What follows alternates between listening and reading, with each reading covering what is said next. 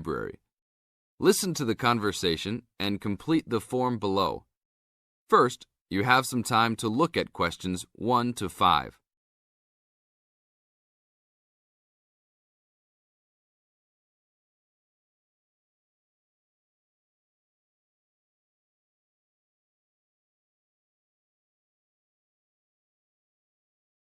Now we shall begin. You should answer the questions as you listen, because you will never hear the recording a second time. Hello, how can I join the library? Well, you need to make an application. Would you like to do it now? Yes, if I can. One moment and I'll get the form. Now, I just need to ask you a few questions before you sign at the bottom. Okay. Your full name, please. Angela Mary Price. Price? Yes, that's right. Okay. And your address? Apartment 3, 86 Bridge Street, Pimlico. Bridge Street. That's just near here, isn't it?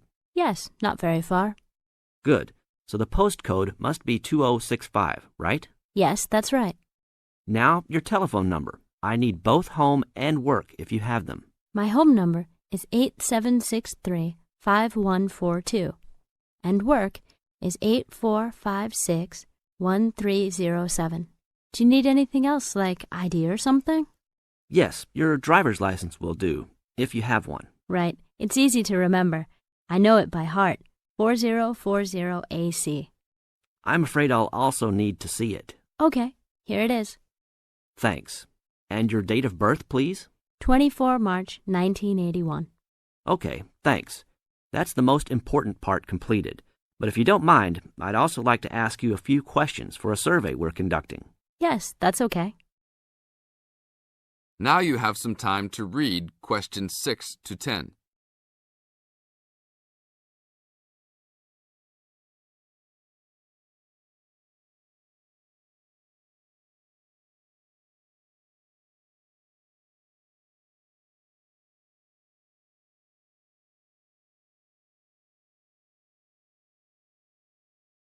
As the conversation continues, answer questions 6 to 10.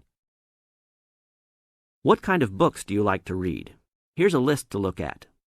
Oh, it varies from time to time, but I always like to relax and learn about other countries I might visit one day.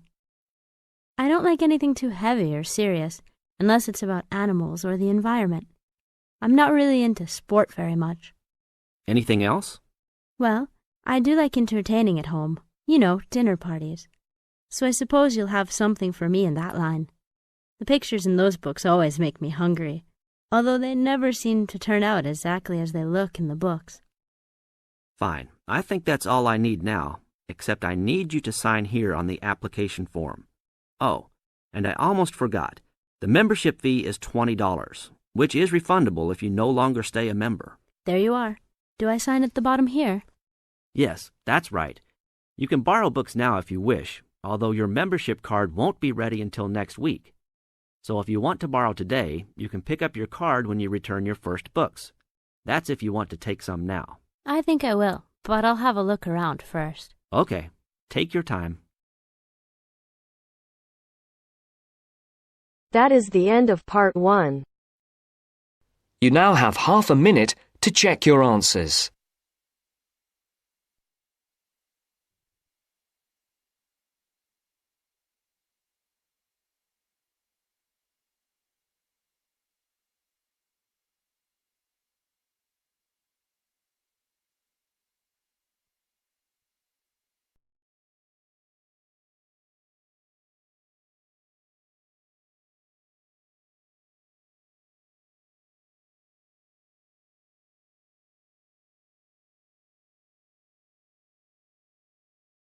Now turns to part 2. Part 2. Everyone knows that we have achieved a huge amount in terms of space exploration. First, you have some time to look at questions 11 to 16.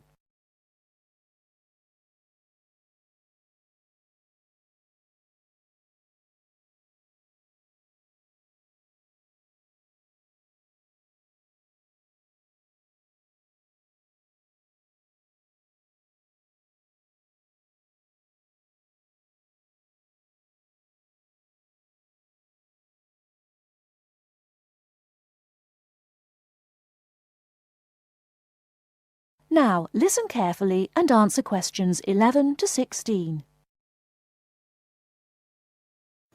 Everyone knows that we have achieved a huge amount in terms of space exploration.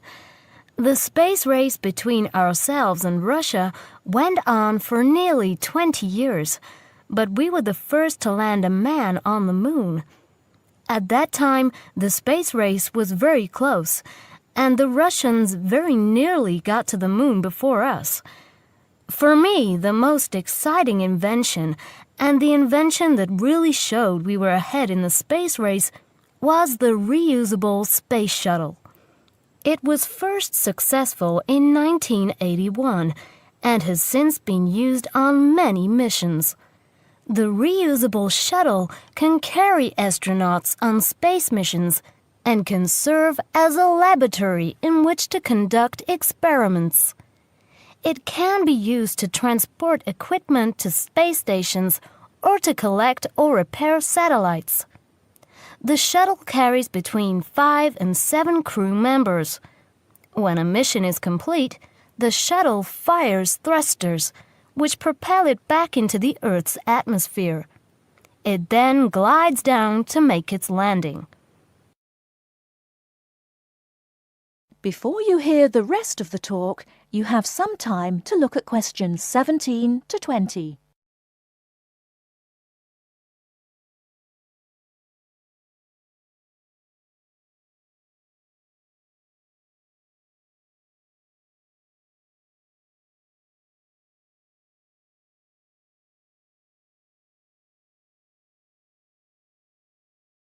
Now listen and answer questions 17 to 20. Although the remains of very early ovens have been found in many parts of the world, it was here that they were first used frequently in people's homes. In ancient Greece and in other parts of Europe and Turkey, people used ovens to bake bread. But it seems there was only one large oven that everyone shared. Here, the remains of villages from 5,000 years ago show that each mud brick house was constructed with an oven, and that baking bread and perhaps cooking meat was very common. The ovens were made of clay and shaped like a beehive. Inside they had shelves, so that a number of loaves could be cooked together, and an opening at the bottom from which ash could be removed. That is the end of part 2. You now have half a minute to check your answers.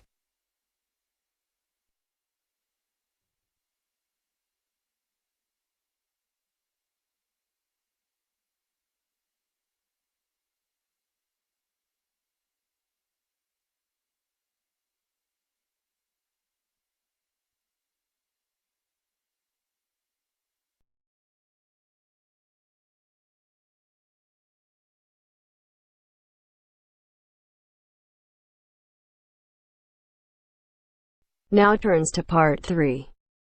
Part 3. You will hear a discussion between students Maria and Jack. In the first part of the discussion, they're talking about their opinions about some of the things in their universities. First, you have some time to look at questions 21 to 26.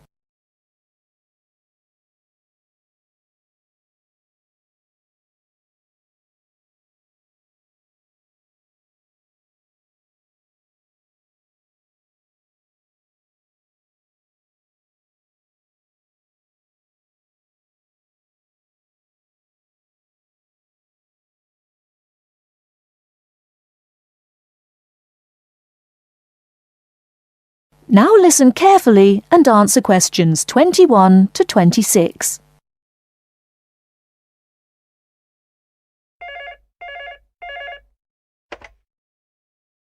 Two four one 4331. Good afternoon. May I speak to Jack Robert, please? Speaking, please. Hi, Jack. This is Maria. Hello, Maria. How are you getting on there? Fine. I arrived in Nottingham yesterday. I've just settled down, and I live on the campus of Nottingham University. Oh, that's good. Do you like the campus? Yes, it's beautiful. What do you think of yours? Edinburgh University? It's marvellous. It's on a hill and very close to the sea. I like it very much. It sounds beautiful. Jack, what's the weather like there? Oh, it's fine and sunny. It's said that the weather here is very nice in summer, but awful in winter. What's the weather like in Nottingham? Well, it's a bit depressing. It's been raining since yesterday. I can't go out, so I have to stay in my room. What about your room? Is it a nice one? Yes, it's small and elegant. How about yours? Mine is an ordinary one. It's a twin study room. I share it with one of my classmates. He's intelligent and very friendly. We're getting on quite well. How's your roommate? She's very nice, but a little bit quiet. She likes reading and seldom speaks. By the way, do you like the Scottish food there? Oh, I like it. It's very delicious. Oh, really? I don't like the food here. It's disgusting. It has no taste. I have to cook for myself in my room. Well, Maria, as the saying goes, when in Rome, do as the Romans do. Come on, don't be too choosy. Oh, someone's at the door. I have to answer it, Maria. I'll call you this evening. Bye. Bye. Ellen, a student union officer, is conducting a survey about the university facilities. She is asking 2 students about their opinions. Before you hear the rest of the talk, you have some time to look at questions 27 to 30.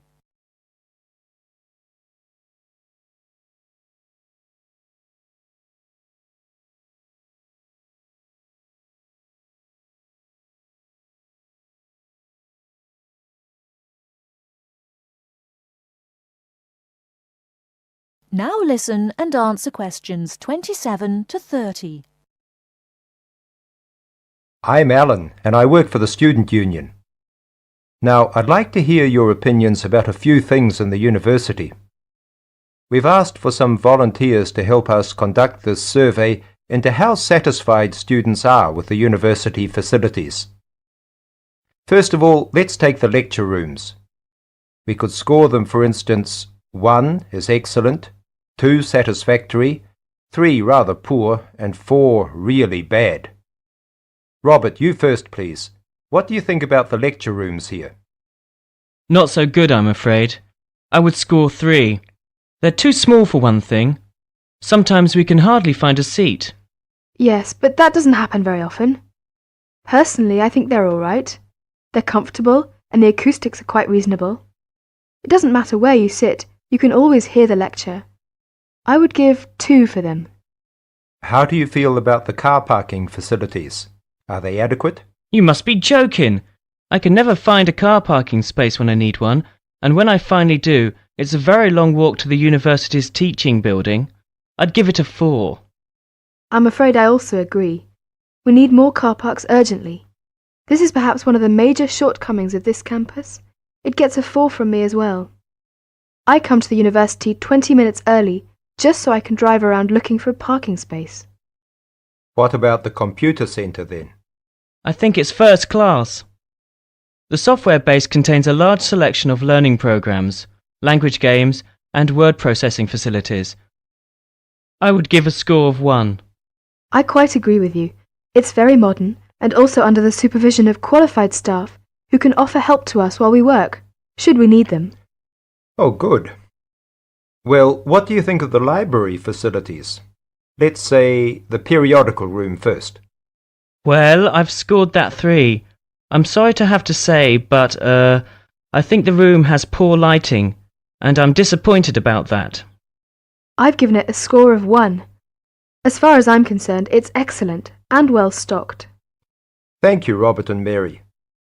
Now, let's turn to the photocopying facilities. I would give it a score of 2. Personally, I think it's all right and it's very helpful. Huh? I would score 3. I think it's too expensive for photocopying, and there are not enough machines. Sometimes we have to stand in a line. Okay. Now, let's talk about the... That is the end of part 3. You now have half a minute to check your answers.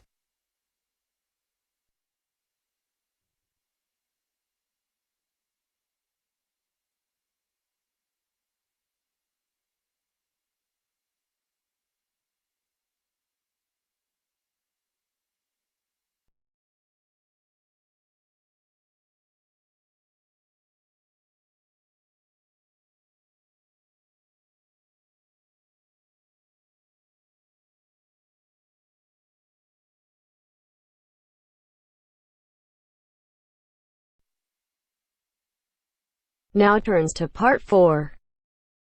Part 4. You are going to hear some facts and figures about Australia. First, you have some time to look at questions 31 to 40.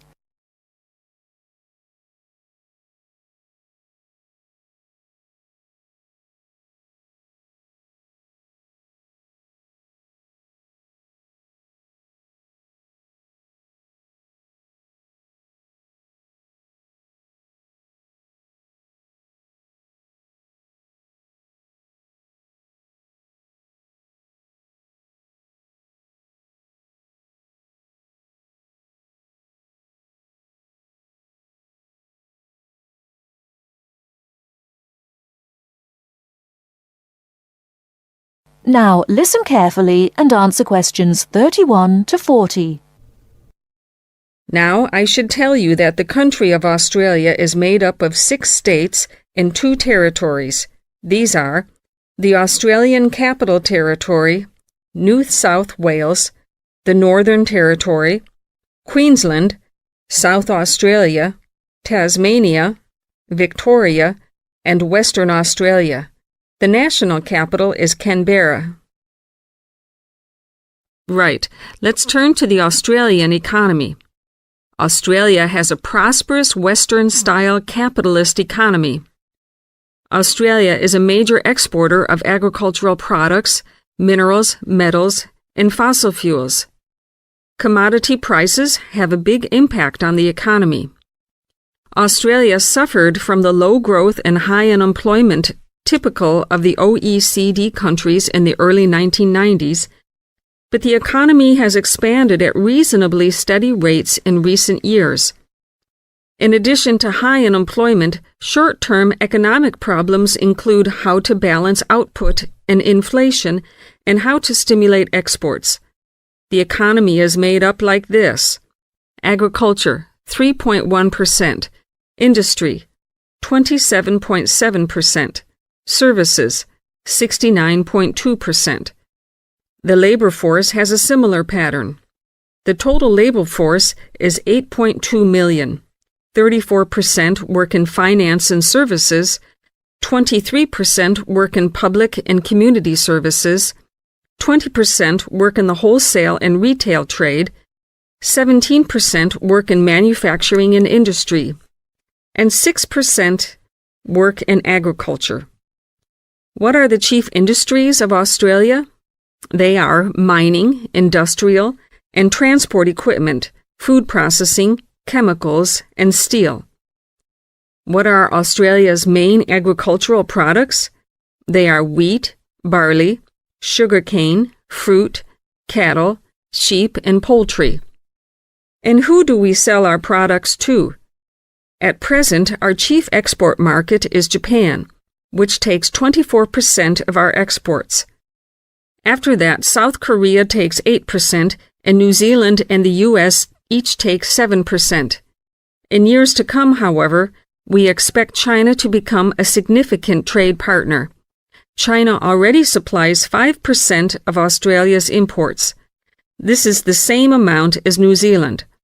Meanwhile, we take 1/5, in fact 22% of our imports from the U.S., 17% from Japan, and 6% from the UK. So what sort of things does Australia import? Well, we import a lot of machinery and transport equipment, especially computers and office machines, also telecommunications equipment, and in addition we have to import oil and petroleum products. So let's move to the subject of communications in Australia. We have an estimated 8.7 million telephones and 9.2 million televisions. There are some 134 television broadcast stations and 325 radio stations. The related subject of transport is naturally very important in such a big country as Australia. Let's look at highways first. There are two kinds of highways, paved and unpaved. Paved highways are regular roads with a permanent surface.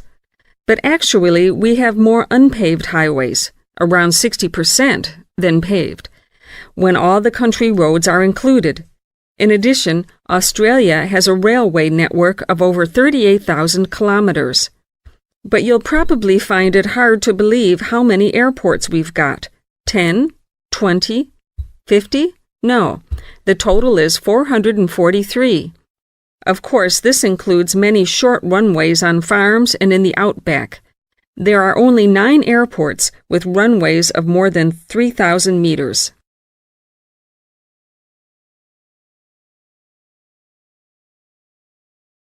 That is the end of part 4. You now have half a minute to check your answers.